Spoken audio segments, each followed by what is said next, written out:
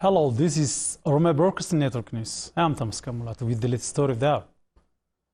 Vice President of the Oromia Regional Estates, Shimalis Abdisa, planted 3 seedlings in Dukum town. On the occasion, more than 3,000 volunteers have participated. We have more on that.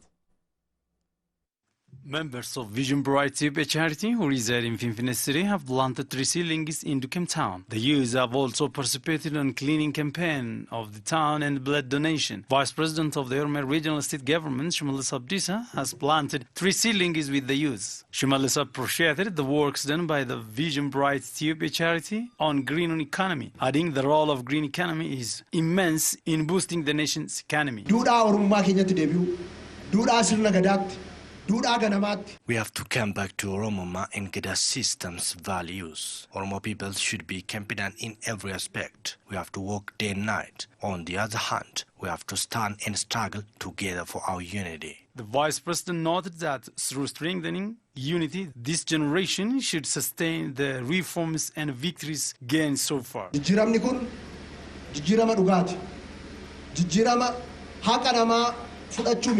change is the real change. It is not the change that undermines others. It is built on reality. God supports the reality. No one can return us back. Our youth should stand by the side of their people as they died before. Head of the Oromia Agriculture Bureau, Abba Dabale, said through working in unison, the people of the country should sustain the development activity of their country. Abba called upon the public to actively participate on the 29th July planting 3 seedling campaign. Mayor of Dukum town, Tashoma Gruma, for his part, noted that the town planting 3 seedlings plan has been underway as per their plan through participating various segments of the society. Some participants of voluntary citizenship service said that citizenship service has greater role in building up the nation. Our forefathers speak with us good deeds, so we, the existing generation, should transfer to the next generation as the Oromo Gada system allows us. So we, the existing generation, should transfer to the next generation as the Oromo Gada system allows us. Therefore, for the realization of our country's plan, all should contribute his or her part. Kenya Beverage industry has signed an agreement with a German company in Finfinne City. Construction of the industry said would be completed in 2 years' time. Leta Teresa has the detail. Consultancy service agreement has been signed between Kenya Beverage Industry and Brutec Company of Germany to launch construction of the former.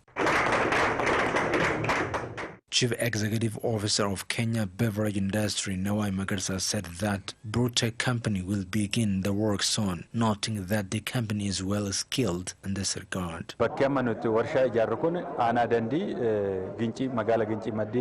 The beverage industry will be built at the old skid of Ginji town. We have already conducted research on the potential of water available in the area and where to find water if the water in its vicinity might be reduced. However, the Germanese company have enough experience. We want to conduct further studies. The Chief Executive Officer said Kenya Beverage will provide its products to market in 2 years' time. The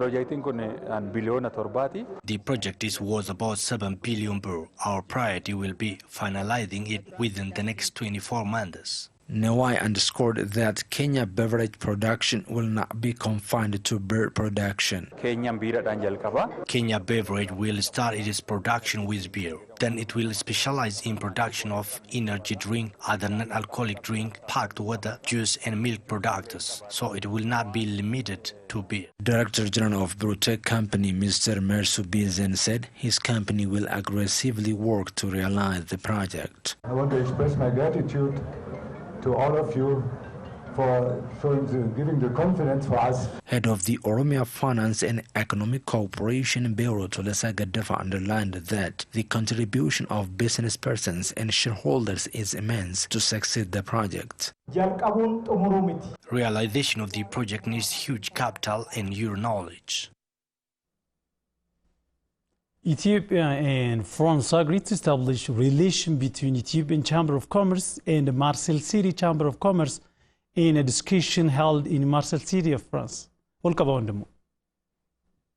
Ambassador Henok Tefura and Philippe Zechert, the president of the Masile force in the Masile city, France, agreed to establish relations between Ethiopian Chambers of Commerce and Masile City Chamber of Commerce in a discussion held in Masile City, France. The discussion during Ambassador Henok Tefura's 2 days work visit to Masile was mainly focused at initiating a start of relations between the two chambers of commerce as well as lobbying anchor investors in the second most populous city of France, which is the base to a wide range of big companies. During the discussion, Ambassador Henok Tefura explained the business and investment opportunities in Ethiopia.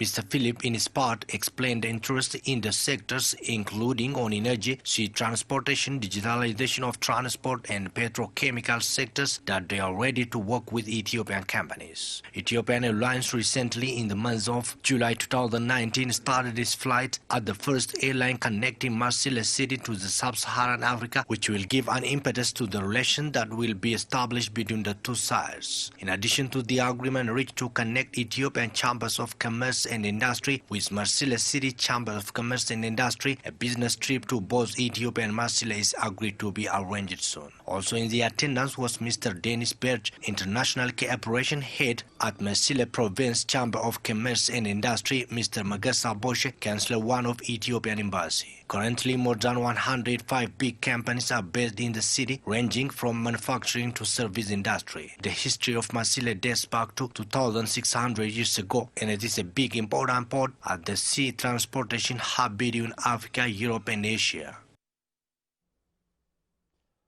Various infrastructure developments have been underway in Metu Town through involving investors. The administration said it's keen to sustain the exemplary activities of investors. We have the report. Various development activities have been undertaken by public participation and government budget in Metu Town of Lubabar Zone. Masayoli Private Limited Company is among the investors participating in infrastructure development of the town. The investor has been constructing 1.2 kilometer cobblestone road through allocating 12 million birr. Residents of the town witness that the construction of the road have answered their long-standing question and thanked the investor.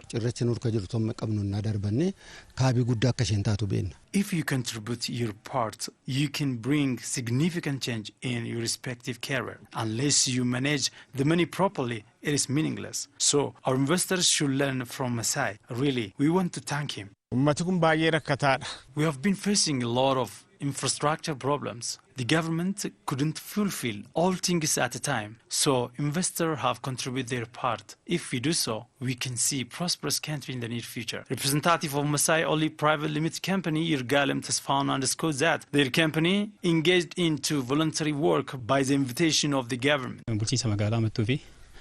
Through collaborating with Metu Town administration and Ilubabur zone, we have started this work. Based on their proposal, we have already allocated about 12 million birr for this standard quality cobblestone road construction. Representative of Metu Town Mayor Blissuma Ragasa highlighted that in the just concluded fiscal year, encouraging works have been done through participating investors. This year, we've gained a lot of experiences in participating in our towns, people, and investors. Therefore, we will continue such experiences in the coming Ethiopian fiscal year. The document of Metu Town administration reveals that the street lights cost 7.5 million birr and the 2-kilometer cobblestone road has been completed and rendering service to the town's community. Amba University has reportedly researched revealed that its research findings of the last 3 years on the problem of the public in East and West Hararghe zone faces.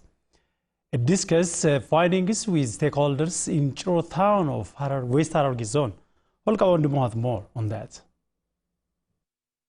Besides teaching learning process, Ambo University has been conducting problem-solving researches. Accordingly, Ambo University scholars have presented their 3 years findings which focused on solving the problem of drought in West and East Hararghe zones. On the event organized at Chiro town, different stakeholders have taken part. President of Ambo University, Dr. Tadesse Kana, said researchers should focus on solving the problem of the public. The main aim of this discussion is showing solution way and method for the problem of the society. There are plenty of problems regarding sex, environmental protection, income generation, and other related subjects. So our focus and the main agenda of this panel discussion is to facilitate future solutions for the state problems. Lecturer at Ambo University, Assistant Professor Frafis Haile said Ambo University scholars have been conducting different researches on the climate condition of the two Hararghe zones.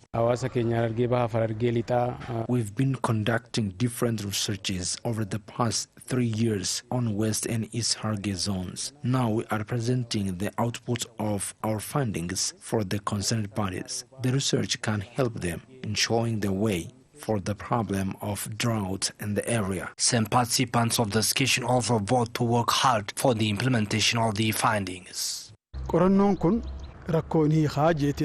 I hope the study can solve the problems of the public at large, so our society should help in realizing the findings in practice. We have to avoid and change our culture of neglecting work and invest our full energy in investment of our country. Thank you for watching. Have a good time.